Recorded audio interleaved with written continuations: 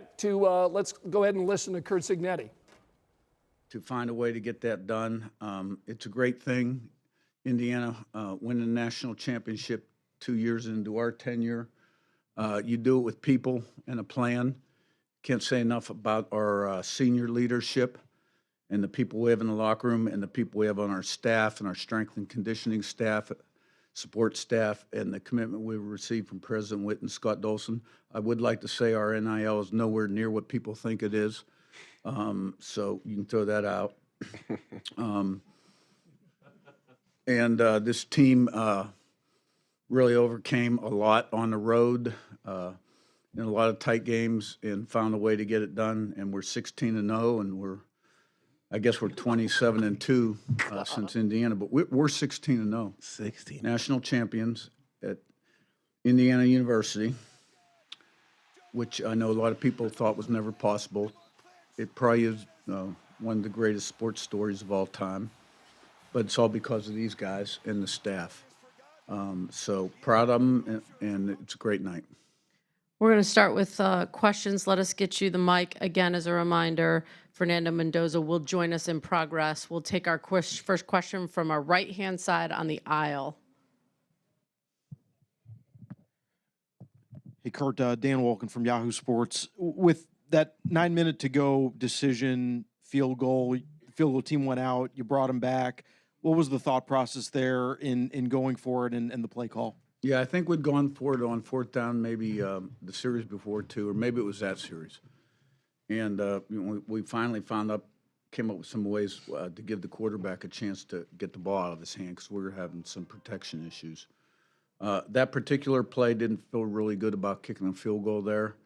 The play before, they were in the coverage for the quarterback draw, which we put in specifically in the medium package in the low red against that look. We had to block it a little different than we normally do, and that was about a 45-minute discussion in the staff room how we were going to call it and do it. Line did a great job executing, so the back, and Fernando trucked the linebacker, broke a few tackles. And, let me tell you, Fernando, I know he's great at interviews and comes off as the all-American guy, but he has the heart of a lion when it comes to competition. I mean, that guy competes like a warrior, and, he got really smacked a few times in this game. That one drive we kicked the field goal, there should have been two roughing the quarterbacks and one high hit to the head that weren't called. I'm all for letting them play, but when they cross the line, you got to call them. And I can't say enough about his effort on that play and our team finding a way to get it done. Take our next question here in the middle. Stay on the right-hand side. For Fernando, this is Pat Forty from Sports Illustrated. If you could go through the quarterback draw as well. First of all, the timeout, and did you know that was you were going to go for it, and that would be the play call, and then the actual play itself? Yeah, a big concept that we've really had on ourselves this year is always betting on ourselves. Whether it's preseason, no one thinks we can make it. Whether it's figuring it out in situations like Oregon, Penn State, and Iowa, we've always figured it out. And whenever Coach Cignetti, Coach Shanahan, they called that play, we knew, hey, we're going to bet ourselves one more time in the biggest stage of the game. And at that point, I took the drop, and it wasn't the perfect coverage for it, but I trust my linemen, and everybody in that entire offense, an entire team, had a gritty performance today, and we're all putting our bodies on the line. So it's the least I could do for my brothers. Come over here to the left-hand side. Yeah, Coach Cignetti, you're obviously going to follow your dad into the Hall of Fame one day, but this championship moment was the one thing that escaped both of you. I just wonder how much you thought about him on a night like tonight and what you think he would have said to you. I thought about him after the game when I stuck my two fingers in the air, and then the Big Ten Network asked me about him, and I said, "Oh, you want me to get all choked up, right?" When we went from FCS to FBS in the Sun Belt, our first game he was in a coma, and we beat that FBS team 48-10 in the opener.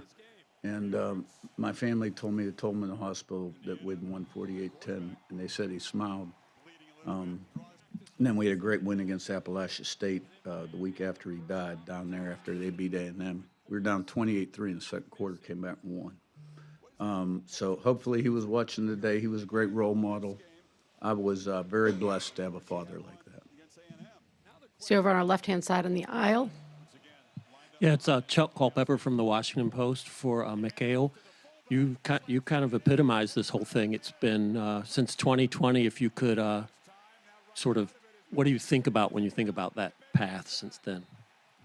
I mean, I've played pretty much every single level of football: FCS, G5, now here in the Big Ten. So, just to really do this with guys like Fisher and all my other teammates that I've done this journey alongside of, I'm just I didn't think it was possible, man. I can't lie, but to be here today, it's like it's surreal. Take our next question right over here on the left-hand side aisle. This is for Coach and Mikhail. Sammy Jacobs from Hoosier Huddle. You guys have had your starters, All-Americans, make plays on punt block all year with D'Angelo. Take us through that play and how important it is to have those guys like Mikhail, Isaiah Jones, D'Angelo make impacts on special teams. I'll start with a short answer. You know, Pons was a punt block, and he blocked a punt. This was actually a return, and Mikhail blocked the punt. We didn't have punt block called. And Nadukwe's done it a couple times as well. And you can take it away. Pretty much there was a punt before where we were in defensive safe, and I feel like I was kind of close. So the second time, the time that I blocked it, I was like, I'm just gonna shoot my shot. And I just watched the ball, got off the ball as fast as I could, shot my shot, and I heard that double thug. Very fitting that Isaiah Jones would be on the recovery. Move over here to the far right-hand side. Chris Vanini from The Athletic. Fernando, you dropped a curse word there at the end, something you don't do very often. Where'd that come from? Yeah, I would say overwhelmed by emotion, and it's the pinnacle peak. It's like all season we've, sometimes I've had these cookie cutter responses, and media trained responses where it's been like, oh, on to the next game, on to the next play, and now we did it. We did it. So at that point, I think it was only fitting to kind of, open the floodgates, per se. Probably break my stereotype. He's been around Coach Sig too long. He has an X-rated mouth. No doubt. Back on our left-hand side. Hi, Coach Ari Wasserman on 3. In this sport for the past 25 years, it's been done a certain way to get to this point. You recruit top 5 classes, you get a bunch of 5 stars, you develop them, you win national championships. What you guys did is something that really has never been done before. You said at the beginning yourself that nobody believed that this could happen. What message did you send to the entire sport by doing what you did in terms of anybody can do this? And do you think that what you guys did changed the way that we should analyze this? I think we sent a message, first of all, to society that if you keep your nose to the grindstone and work hard and you got the right people, anything's possible. In our particular situation in the athletic world, college football's changed quite a bit, the balance of power also. But we had the right people on our staff, in the weight room, in the locker room. And we had great senior leadership and togetherness, and we had a really good quarterback that played his best when the chips were down. And if you prepare the right way, which this team did week in, week out, and put it on the field, we met the challenge every single week, and we're 16-0. Are there 8 first-round draft choices on this team? Probably not. No, there aren't. But this team, the whole was greater than the sum of its parts. And move in the back right.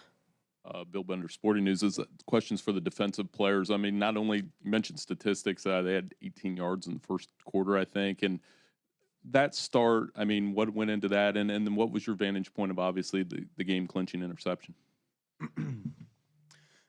Yeah, it's something we pride ourselves on, is stopping the run first.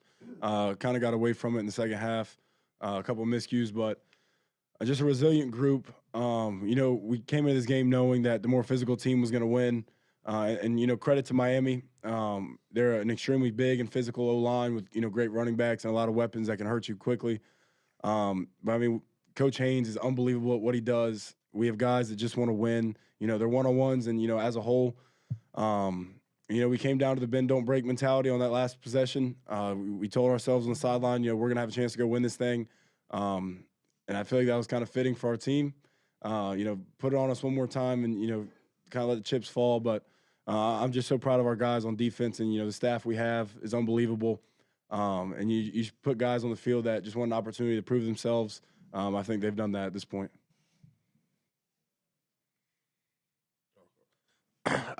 Pretty much to piggyback off of what he said, like we really just pride ourselves on stopping the run and then making it so we could just pin our ears back and rush the passer on third down. So just to have like a leader and a All-American linebacker like Fish behind me, bro, he just makes the game so much easier for me. So I'm happy to be playing with him and the rest of my group. All right, we're going to come right over here, middle of our left-hand side. Andrea Adelson with ESPN. Kurt, as a follow-up to what you were just asked, how do you think winning a championship will change the way people view and talk about Indiana football? We're national champs. TCU had a great run a few years ago and fell short. I know Indiana's football history has been pretty poor with some good years sprinkled in there. And, it was because, there wasn't an emphasis on football, plain simple. Basketball school. Coach Knight had great teams. The emphasis is on football. It's on basketball, too. But, you got to be good in football nowadays. We got a president that comes from the South that loves football. We got an AD that is a tremendous fundraiser, people person. And we've got a fan base the largest alumni base in the country, Indiana University. And they're all in, and we got a lot of momentum. So we just got to keep working to getting better in all phases that influence program success, including the things that happen within the program. Stay humble and hungry, and work diligently toward improvement, buy into the process. What the outside public thinks, we don't control. It's a great story, tremendous story. Most people will tell you that are in the know, it's probably one of the greatest stories of all time in terms of a team that most people, what we got done. So we're going to enjoy this moment, take a day off tomorrow, get back at it Wednesday. A lot of these guys will be gone. I'll miss them. Hope I can stay connected to them throughout the rest of their lives, and put the 26 team together. We're going all the way back on our right, standing up.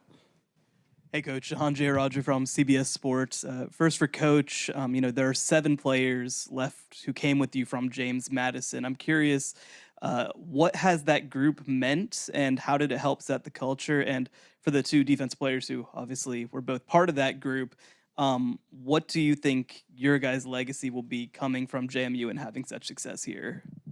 I think the JMU crew, which started at 13 in our first season, was very instrumental, especially the guys that came in mid-year. I think there were 8 or 9 of them. I can't remember for sure, maybe 10 or 11, because they understood the program, the culture, and they had that championship attitude. They were able to answer questions for the guys that decided to return, and the right guys returned. And the new transfers, too, they could answer their questions and lead, and they were good players. And I think that accelerated our development as a program. There's no question about it. There were 7 more left this year, and they all played a very key, pivotal role. I'll miss them. And now I'll defer to you.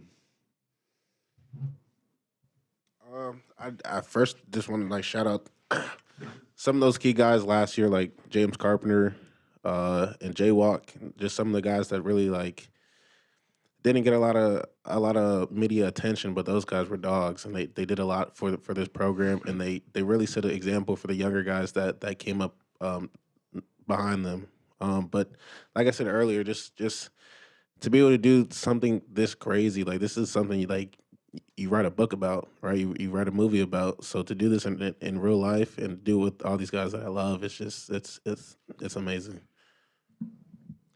It's just been an unbelievable journey. You take those 13 guys, I don't think any of them, had great offers coming out of high school. We had a coach that took a chance on us once, and then the opportunity arose to do it again. And I know, for me, it changed my life. I'm here playing at the highest level with some guys that, I was playing at a very small level at. And it's just been a crazy journey, and one that I'm so glad that we got to do together. Those 13 guys that came in, we owe a big credit to the Indiana guys that took us in really quick.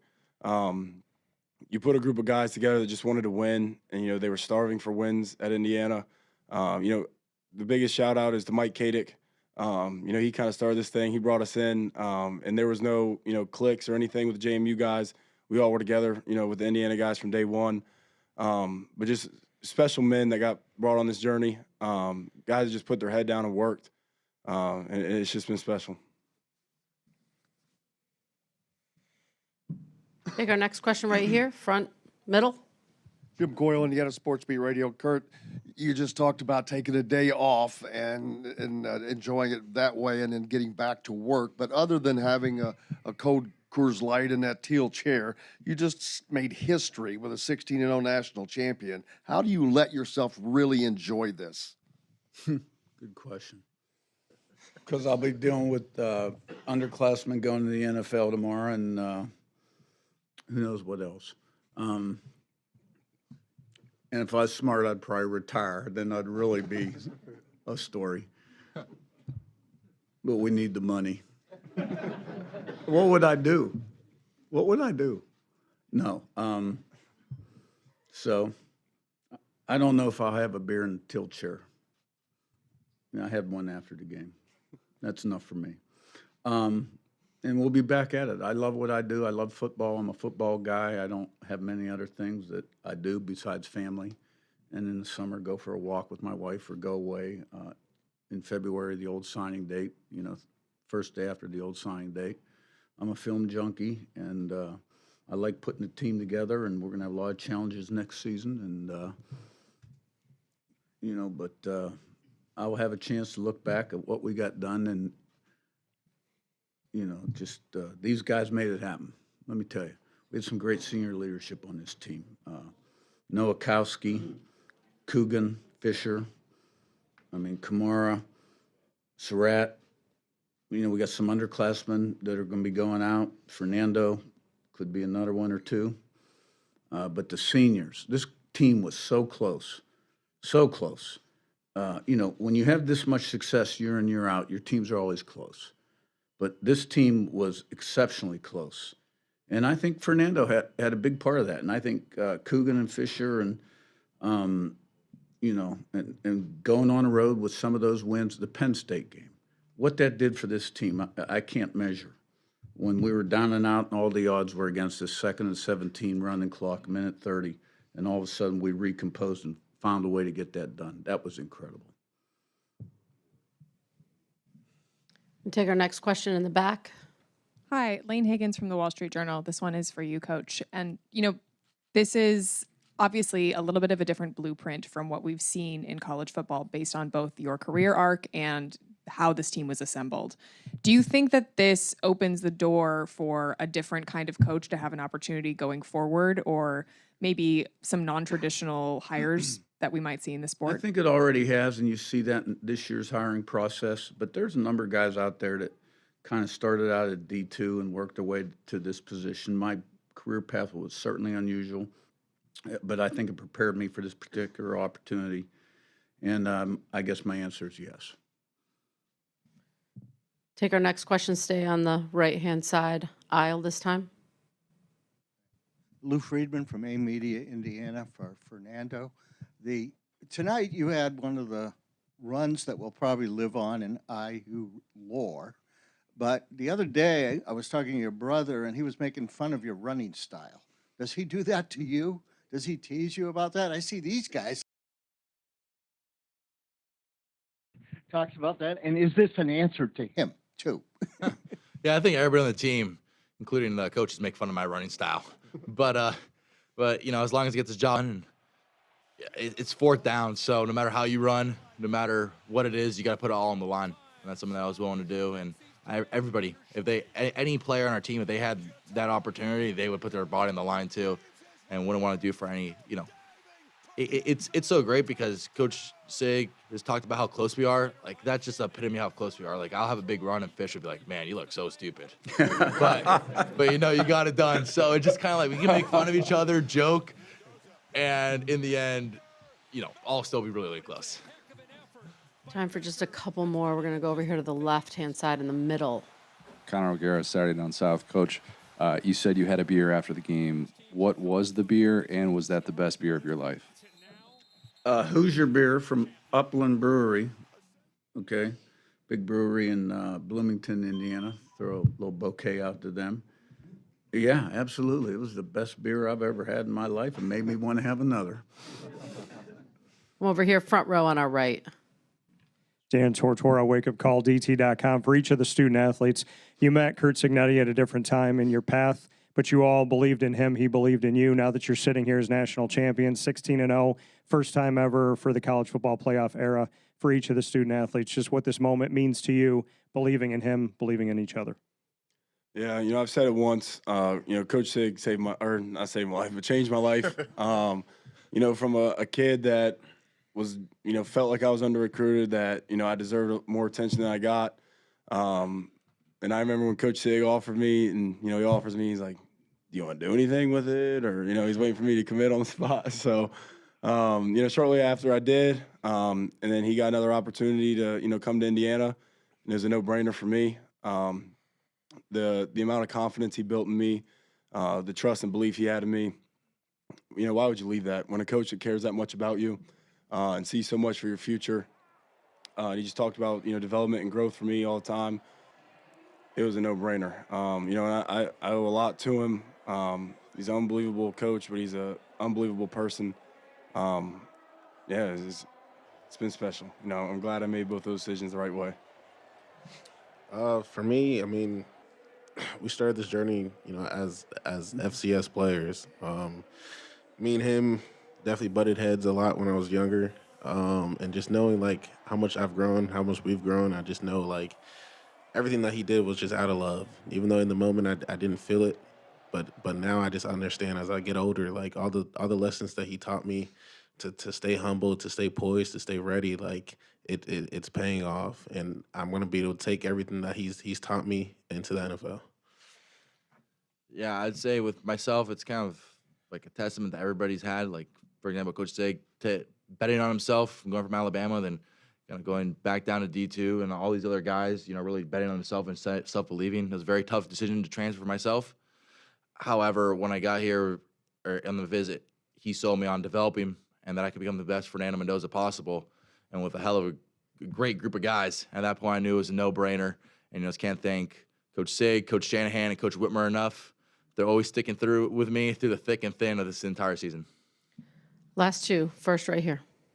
Coach, right here in front of you. Hey, Coach. AP instead of AP as we see it. Coach, 16 years ago, I had the pleasure of asking a native son of West Virginia if he ever envisioned as a young boy winning championships. So I ask you, as a young boy growing up, did you ever envision winning championships at this level of college football? I knew in third grade I wanted to coach. I've told that story many a time. I wanted to be like a Bear Bryant kind of coach. But when I was waxing staff tables at IUP when school was shut down for the playoffs, I never really thought this was possible. But I just kept working and things happened, and here we are. Last question on the right-hand side, standing. Coach, Matt Fortuna, the Inside Zone here. You were a successful football coach for 40-plus years before you got your shot at the quote-unquote big time. Was it hard not to be bitter about not getting that opportunity? And does it make a moment like this all the more sweeter? Are there lessons that people can take away from this? I really wasn't a successful coach for 40-plus years. I got a great break 23 years old at Rice University, which back then was in the Southwest Conference. We played SMU before they got the death penalty. And I was making good money, and it was one of the top two conferences in the country. But Rice didn't win, and Temple didn't win, and we didn't win at Pitt under Johnny Majors, and people want to hire people from winning programs. We won a little bit under Walt Harris, but, you know, we were 500. I learned a lot about quarterback play from him. He was a great quarterback coach. Went to NC State, we won. We had Phillip Rivers, and then when I spent 7 years there.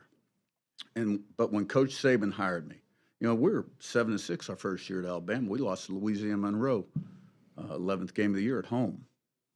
But the next year, we had 6 first-round draft choices in that recruiting class. We were 12-0 in the regular season. Lost the SEC game. It was 1-2 to Tebow and Urban. Next year, we played them again, beat them, went 14-0, won the national championship. I really thought after my 1 year with Nick, I had what I needed to go out. That tied it together for me because I was the son of a coach who's in the Hall of Fame head coach. You know, I was hitting a big 5-0. I didn't want to be a career assistant. I was not a coordinator. I was not on track to get a head coaching job. And I didn't want to be a 60-year-old assistant. I'd seen what those lives looked like as a kid. So I took a chance, took an unprecedented chance in this business and ended up here. When I took that job, the goal wasn't to end up here, but I did.